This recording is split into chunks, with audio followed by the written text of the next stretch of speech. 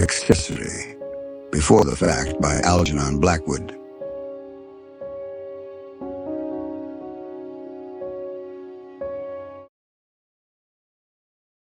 At the moorland crossroads, Martin stood examining the signpost for several minutes in some bewilderment. The names on the 4 arms were not what he expected. Distances were not given, and his map, he concluded with impatience, must be hopelessly out of date. Spreading it against the post, he stooped to study it more closely. The wind blew the corners, flapping against his face. The small print was almost indecipherable in the fading light. It appeared, however, as well as he could make out, that 2 miles back he must have taken the wrong turning. He remembered that turning. The path had looked inviting. He had hesitated a moment, then followed it, caught by the usual lure of walkers that it might prove a shortcut. The shortcut snare is old as human nature. For some minutes he studied the signpost and the map alternately. Dusk was falling, and his knapsack had grown heavy. He could not make the 2 guides tally, however, and a feeling of uncertainty crept over his mind. He felt oddly baffled, frustrated. His thought grew thick. Decision was most difficult. I'm muddled, he thought. I must be tired, as at length he chose the most likely arm. Sooner or later it will bring me to an inn, though not the one I intended. He accepted his walker's luck and started briskly. The arm read, "Over Litacy Hill," in small, fine letters that danced and shifted every time he looked at them. But the name was not discoverable on the map. It was, however, inviting, like the shortcut.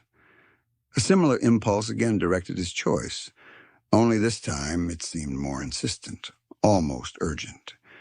And he became aware, then, of the exceeding loneliness of the country about him. The road for 100 yards went straight, then curved like a white river running into space. The deep blue-green of heather lined the banks, spreading upwards through the twilight, and occasional small pines stood solitary here and there, all unexplained. The curious adjective, having made its appearance, haunted him. So many things that afternoon were similarly unexplained. The shortcut, the darkened map, the names on the signpost, his own erratic impulses, and the growing strange confusion that crept upon his spirit. The entire countryside needed explanation, though perhaps interpretation was the truer word. Those little lonely trees had made him see it. Why had he lost his way so easily? Why did he suffer vague impressions to influence his direction? Why was he here, exactly here? And why did he go now over Litacy Hill? Then, by a green field that shone like a thought of daylight amid the darkness of the moor, he saw a figure lying in the grass. It was a blot upon the landscape, a mere huddled patch of dirty rags, yet with a certain horrid picturesqueness, too. And his mind, though his German was of the schoolroom order, at once picked out the German equivalents as against the English. Lump and lumpen flashed across his brain most oddly. They seemed in that moment right, and so expressive, almost like onomatopoeic words, if that were possible of sight. Neither rags nor rascal would have fitted what he saw. The adequate description was in German. Here was a clue tossed up by the part of him that did not reason, but it seems he missed it. And the next minute the tramp rose to a sitting posture and asked the time of evening. In German he asked it. And Martin, answering without a second's hesitation, gave it, also in German, 7:30, 6:30. The instinctive guess was accurate. A glance at his watch when he looked a moment later proved it. He heard the man say, with the covert insolence of tramps, "Thank you. Much obliged." For Martin had not shown his watch, another intuition subconsciously obeyed. He quickened his pace along that lonely road, a curious jumble of thoughts and feelings surging through him. He had somehow known the question would come, and come in German. Yet it flustered and dismayed him. Another thing had also flustered and dismayed him. He had expected it in the same queer fashion. It was right. For when the ragged brown thing rose to ask the question, a part of it remained lying on the grass, another brown, dirty thing. There were two tramps, and he saw both faces clearly. Behind the untidy beards and below the old slouch hats, he caught the look of unpleasant, clever faces that watched him closely while he passed. The eyes followed him. For a second he looked straight into those eyes so that he could not fail to know them, and he understood, quite horridly, that both faces were too sleek, refined, and cunning for those of ordinary tramps. The men were not really tramps at all. They were disguised. How covertly they watched me, was his thought, as he hurried along the darkening road, aware in dead earnestness now of the loneliness and desolation of the moorland all about him. Uneasy and distressed, he increased his pace. Midway in thinking what an unnecessarily clanking noise his nailed boots made upon the hard white road, there came upon him with a rush together the company of these things that haunted him as unexplained. They brought a single, definite message, that all this business was not really meant for him at all, and hence his confusion and bewilderment, that he had intruded into someone else's scenery and was trespassing upon another's map of life. By some wrong inner turning, he had interpolated his person into a group of foreign forces which operated in the little world of someone else. Unwittingly, somewhere, he had crossed the threshold, and now was fairly in, a trespasser, an eavesdropper, a peeping Tom. He was listening, peeping, overhearing things he had no right to know because they were intended for another. Like a ship at sea, he was intercepting wireless messages he could not properly interpret because his receiver was not accurately tuned to their reception. And more, these messages were warnings. Then fear dropped upon him like the night. He was caught in a net of delicate, deep forces he could not manage, knowing neither their origin nor purpose. He had walked into some huge psychic trap, elaborately planned and baited, yet calculated for another than himself. Something had lured him in, something in the landscape, the time of day, his mood. Owing to some undiscovered weakness in himself, he had been easily caught. His fear slipped easily into terror. What happened next happened with such speed and concentration that it all seemed crammed into a moment. At once and in a heap it happened. It was quite inevitable. Down the white road to meet him, a man came swaying from side to side in drunkenness, quite obviously feigned, a tramp. And while Martin made room for him to pass, the lurch changed in a second to attack, and the fellow was upon him. The blow was sudden and terrific, yet even while it fell, Martin was aware that behind him rushed a second man who caught his legs from under him and bore him with a thud and crash to the ground. Blows rained then. He saw a gleam of something shining.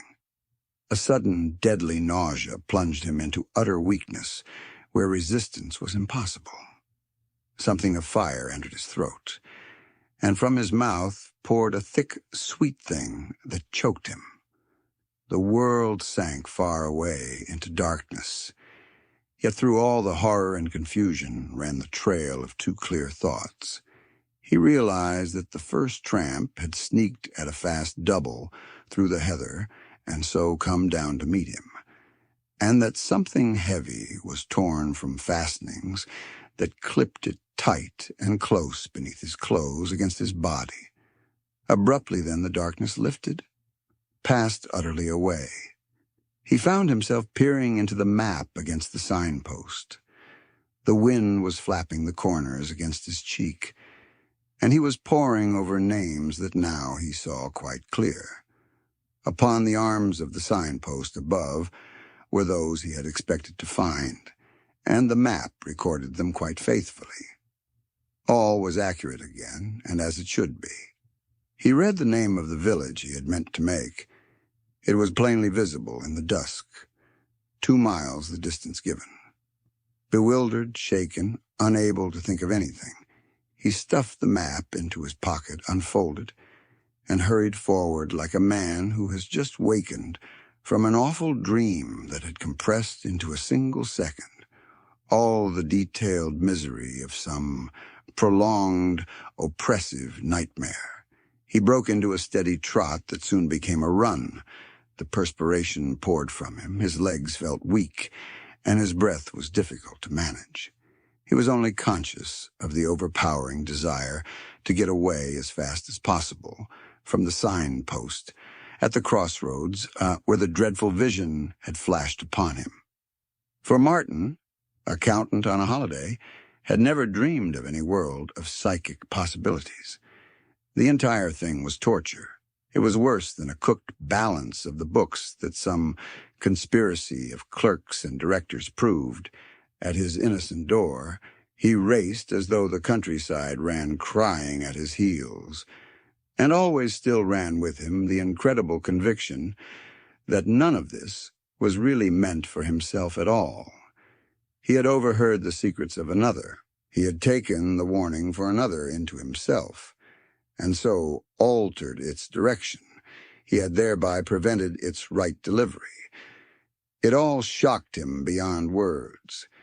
It dislocated the machinery of his just and accurate soul.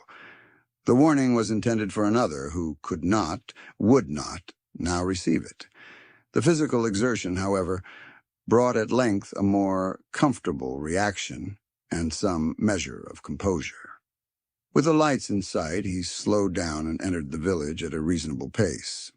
The inn was reached, a bedroom inspected and engaged, and supper ordered with the solid comfort of a large bass to satisfy an unholy thirst and complete the restoration of balance.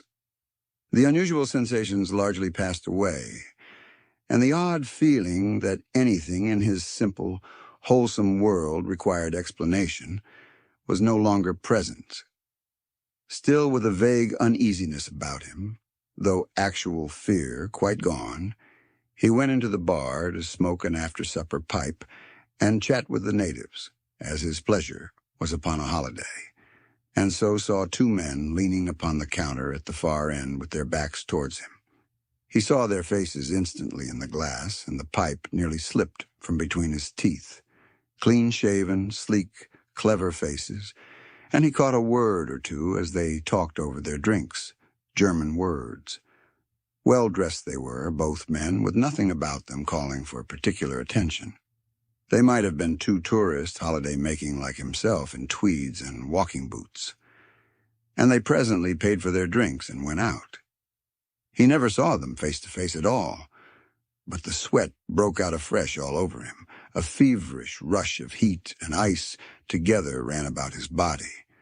Beyond question, he recognized the 2 tramps, this time not disguised. Not yet disguised. He remained in his corner without moving, puffing violently at an extinguished pipe, gripped helplessly by the return of that first vile terror.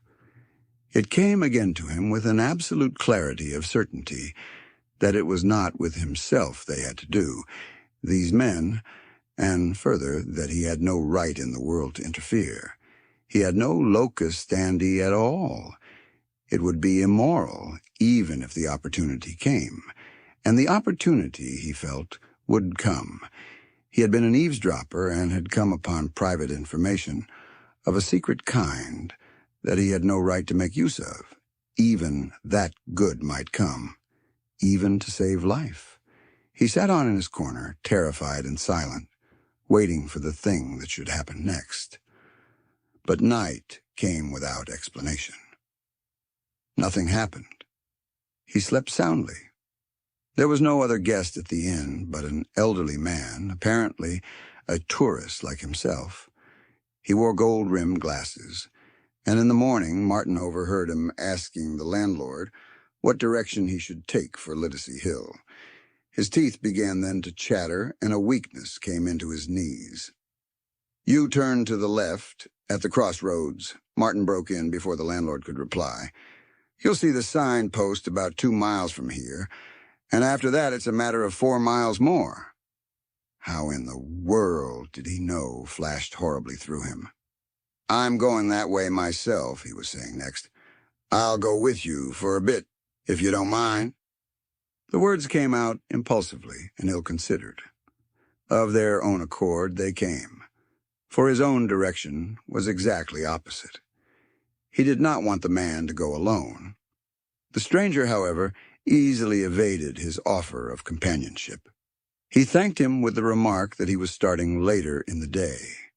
They were standing, all three, beside the horse trough in front of the inn, when at that very moment a tramp, slouching along the road, looked up and asked the time of day. And it was the man with the gold-rimmed glasses who told him. "Tank you."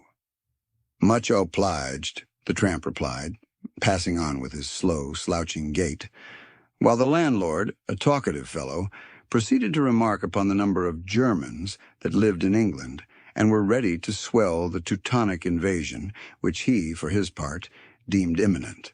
But Martin heard it not. Before he had gone a mile upon his way, he went into the woods to fight his conscience, all alone. His feebleness, his cowardice, were surely criminal. Real anguish tortured him.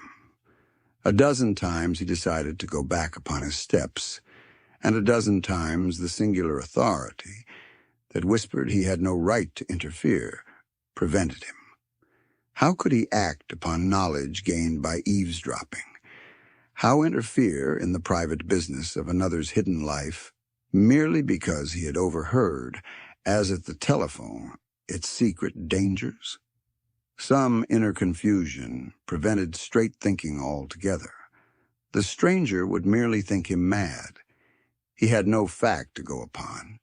He smothered 100 impulses and finally went on his way with a shaking, troubled heart.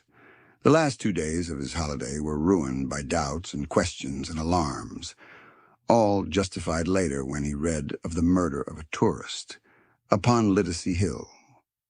The man wore gold-rimmed glasses and carried in a belt about his person a large sum of money. His throat was cut, and the police were hard upon the trail of a mysterious pair of tramps, said to be Germans,